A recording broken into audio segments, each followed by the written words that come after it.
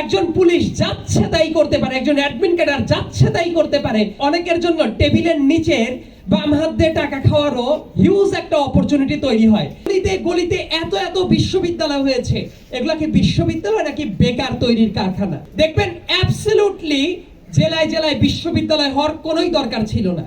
একটা দেশের সবারই অনার্স পাস করার দরকার নাই, মাস্টার্স পাস করার দরকার নাই, কিন্তু দেখবেন বাংলাদেশে সবাই অনার্স পাস করছে, মাস্টার্স পাস করছে, আলটিমেটলি বেকারত্ব তাদের একদম গ্রাস করে ফেলছে। বেকারত্বের জায়গাটা কেন হিট করে জানেন?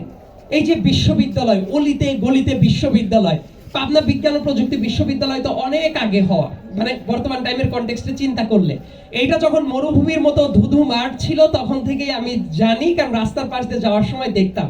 আর আমি যেহেতু পড়াশোনা করেছি জাস্ট এই বিজ্ঞান ও প্রযুক্তি বিশ্ববিদ্যালয় রাস্তার অপর সাইডের কলেজটাতেই, সো এই বিশ্ববিদ্যালয় কিভাবে গড়ে উঠলো এই পুরোটাই আমি নিজের জানি। এই জার্নিটা, চাকরিটা কেন অনেক লোভনীয় হয়ে গেল?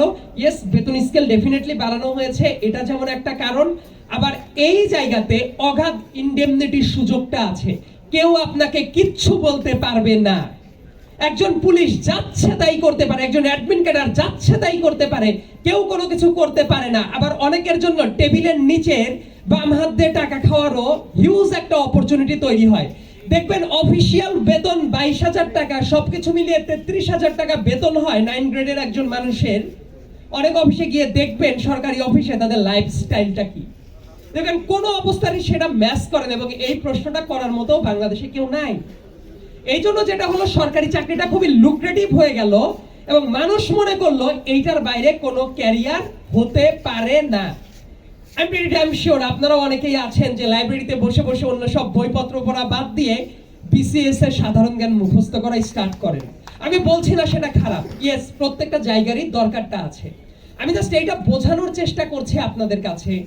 তো খেয়াল করে দেখেন এই আন্দোলনটা কেন হয়েছিল জানেন?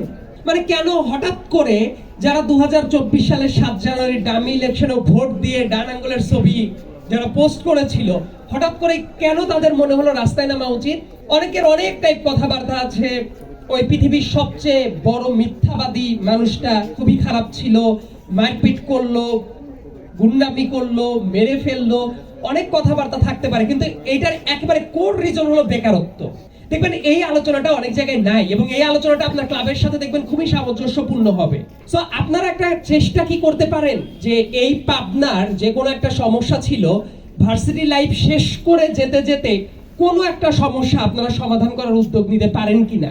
আর যদি সেইটা পারফেক্টলি ফাইন্ড আউট করতে পারেন, যেহেতু আমার নিজের জায়গা থেকে ক্ষুদ্র কোনো না কোনো ভাবে আমি কন্ট্রিবিউশন করতে পারবো অ্যাডমিনিস্ট্রেটিভ ওয়েতে অথবা পলিটিক্যালি অথবা বিভিন্ন জায়গায়, আমি চেষ্টা করব এই পাবনার কোনো সমস্যা, সেটা পাবনা বিজ্ঞান ও প্রযুক্তি বিশ্ববিদ্যালয়ের ইন পার্টিকুলার এই ক্যারিয়ার ক্লাবের কেউ না কেউ ফাইন্ড আউট করে সেটা সমাধান করার রাস্তাটা তৈরি করুক।